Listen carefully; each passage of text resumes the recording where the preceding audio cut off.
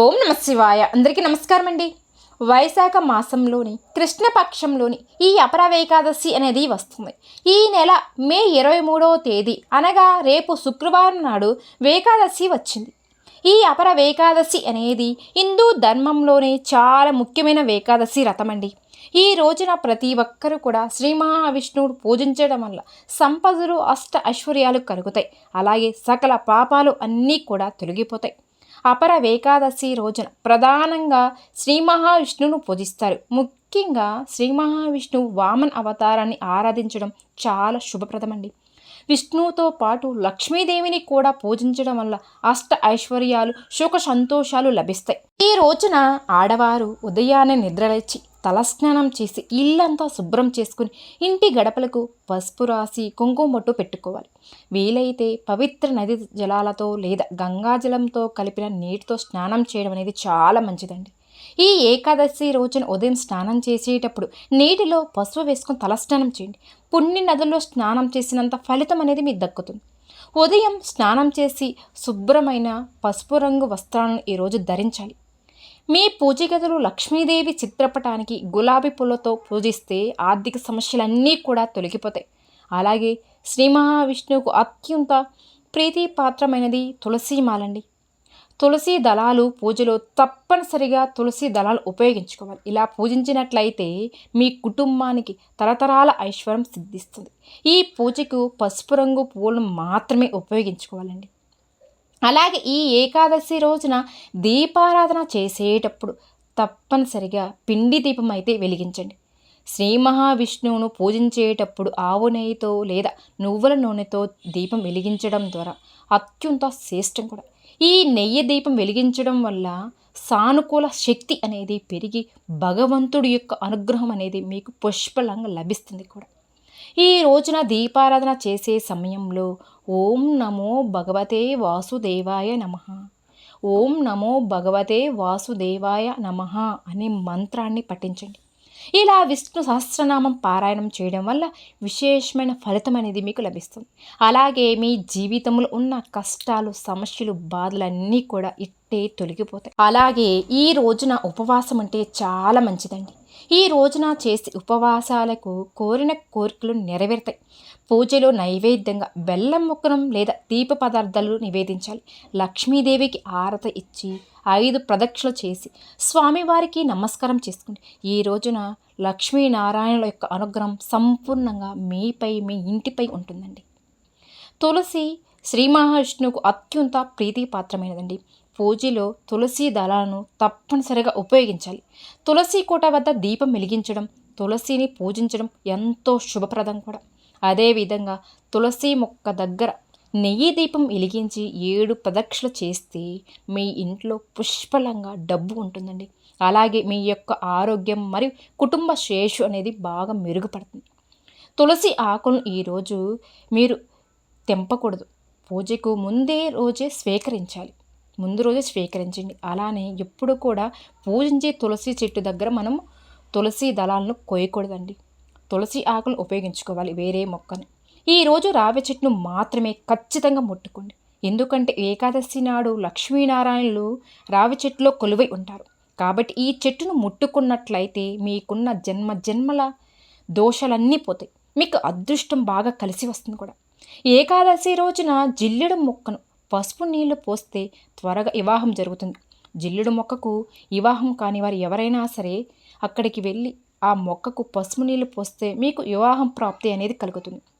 ఈ ఏకాదశి నాడు ఇంట్లో పాలు పొంగిస్తే మీ ఇంట్లోకి లక్ష్మీదేవి అడుగు పెడుతుంది. అలానే ఈ పాలతో నైవేద్యం తయారు చేసి విష్ణుమూర్తికి నైవేద్యంగా నివేదిస్తే మీ ఇంట్లో ధన సమస్యలు అనేవి లేకుండా కుబేర యోగం సిద్ధిస్తుంది. ఈ రోజున రావి చెట్టు కింద నెయ్యి దీపం వెలిగించడం వల్ల విష్ణువు మరియు లక్ష్మీదేవి యొక్క అనుగ్రహం మీకు పుష్కలంగా లభిస్తుందండి. ఇది ఆర్థిక ఇబ్బందులు తొలగిస్తుంది కూడా. ఇంటి గుమ్మానికి ఈ రోజున ఉప్పు మూటను కట్టుకొని మీ ఇంట్లోకి శ్రీ మహాలక్ష్మీదేవి యొక్క అడుగు పెట్టడంతో పాటు మీ ఇంట్లో ధనవర్షం అనేది కురుస్తుంది. అపర ఏకాదశి రోజున చేయకూడని పనులు. ఈ ఏకాదశి రోజున అన్నం తినకూడదు. ఈ రోజున మాంసాహారం కానీ మద్యపానం కానీ సేవించకూడదండి. అలాగే వెల్లుల్లి ఉల్లిపాయ ఉన్నటువంటి ఆహారం కూడా తీసుకోకూడదు. ఏకాదశి రోజున ఉసిరికాయ, శనగలు, మినప్పప్పు వంటివి కూడా తినరాదు. ఈ రోజున ఎవ్వరు కూడా పగటిపూట నిద్రపోకూడదండి. అలానే ఈ రోజున గోర్లను కానీ ఎంట్రుకలను కాడ కత్తిరించుకోకూడదు. ఈ ఏకాదశి రోజున చేసి దాన ధర్మాలకు ప్రత్యేకమైన ప్రాముఖ్యత ఉంటుంది. పేదలకు వస్త్రదానం చేయడం వల్ల పుణ్యం వస్తుందండి. అలాగే పేదలకు అన్నదానం చేయడం, బియ్యం, గోధుమలు, పప్పులు వంటి దానాలు చేయడం వల్ల మీ ఇంట్లో ఎప్పుడు కూడా ఆహార కొరత అనేదే ఉండదు. పండ్లు, బెల్లం దానం చేయడం వల్ల కుటుంబంలో ప్రేమ, ఆనందం, శ్రేయస్సు ఇస్తుంది. అలాగే జలదానం మరియు కుండదానం చేయడం వల్ల మీ కుటుంబానికి చాలా మేలు జరుగుతుందండి. కొన్ని ఉత్తరాది రాష్ట్రాలలో అయితే అపరవేకాదశిని భద్రకాళి జయంతిగా జరుపుకుంటారండి. సతీదేవి దక్షిణ యజ్ఞంలో తన శరీరాన్ని విడిచి పెట్టినప్పుడు శివుడు సృష్టించిన భద్రకాళి ఈ రోజుని అవతరించిందని నమ్ముతారు కూడా. కాబట్టి ఈ ప్రాంతాలలో భద్రకాళి పూజ కూడా అందరూ జరుపుకుంటారండి. ఈ అపర ఏకాదశి పూజ ఆచరించడం వల్ల బ్రహ్మహత్య, గోవధ అంటే ఘోర పాపాల నుంచి విముక్తి లభిస్తుంది. అలాగే ఈ పూజను ఆచరించడం వల్ల ఆచరించిన వారికి అశ్వయోధ యోగం చేసినంత పుణ్యం మీకు కలుగుతుంది అని పురాణాలు కూడా చెప్తూ ఉన్నాయి. మరి ఆర్థిక ఇబ్బందులు అనేవి తొలగిపోయి సంపద, శ్రేయస్సు, ఆనందం కలుగుతుంది. కోరిన కోరికలు నెరవేరుతాయి. మోక్షం ప్రాప్తి కలుగుతుంది. గ్రహదోషాలు కూడా తొలగిపోతాయి. ఎక్కువ డబ్బు సంపాదించాలి అనుకునేవారు ఈ రోజున ఉసిరి చెట్టు కింద కూర్చొని ఓం నమో భగవతే వాసుదేవాయ నమః, ఓం నమో భగవతే వాసుదేవాయ నమః అనే మంత్రాన్ని జపించండి. ఈ రోజున సాయంత్రం పూట ఇంటి గుమ్మం ముందు రెండు వైపులా లేదా మధ్యలోనైనా సరే ఒక ఆవు నెయ్యి దీపం వెలిగించాలి. దీపం ప్రతిమ అనేది మట్టిదైతే చాలా మంచిదండి. 2 ఒత్తులు వెలిగించడం దీపలక్ష్మిని సూచిస్తుంది. ఇది చాలా శుభకరం కూడా అండి. దీపాన్ని వెలిగించేటప్పుడు లక్ష్మీదేవిని, విష్ణుమూర్తిని స్మరించుకోవాలి. అలాగే నైవేద్యంగా చిన్న బెల్లం ముక్కనైనా సరే గుమ్మం లోపల వైపుగా ఉంచాలి. గుమ్మం దగ్గర నిలబడి మీరు చేతులు జోడించి లక్ష్మీదేవిని, విష్ణుమూర్తిని ఇంట్లోకి ఆహ్వానిస్తూ ప్రార్థించండి. ఇంటి గుమ్మం అనేది లక్ష్మీదేవి ప్రవేశ ద్వారం అండి. సాయంత్రం వేళ దీపం వెలిగించి పూజ చేయడం వల్ల లక్ష్మీదేవి మీ ఇంట్లోకి ఆహ్వానించినట్లే అవుతుంది. లక్ష్మీదేవి అష్టోత్తరం లేదా విష్ణు సహస్రనామ పారాయణం చేయడం వల్ల ఆ సమయంలో లక్ష్మీదేవి భూమిపై సంచరిస్తూ ఉంటుంది. కాబట్టి మన ఇంట్లోకి అడుగు పెడుతుందండి. ఈ ఏకాదశి రోజున విష్ణుమూర్తిని ఆరాధించడం వల్ల అపరీతమైన పుణ్యం మీకు దక్కుతుంది. గుమ్మం దగ్గర చేసే పూజ ఐశ్వర్యం, సమృద్ధిని తీసుకుని వస్తుందండి.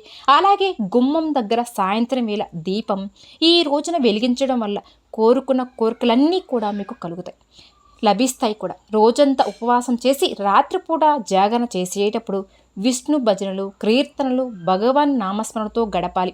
ఉపవాసం చేసేవాళ్ళు పాలు లేదా పండ్లతో విరమించుకోవాలి. ఈ రోజున విష్ణు సహస్రనామాన్ని పాటించడం లేదా వినడం వల్ల విశేషమైన పుణ్యం మీకు ఫలితం అనేది లభిస్తుందండి. ఈ రోజున చెడు ఆలోచనలు చేయకూడదండి. అసభ్యపరమైన మాటలు కూడా ఉపయోగించుకోకూడదు.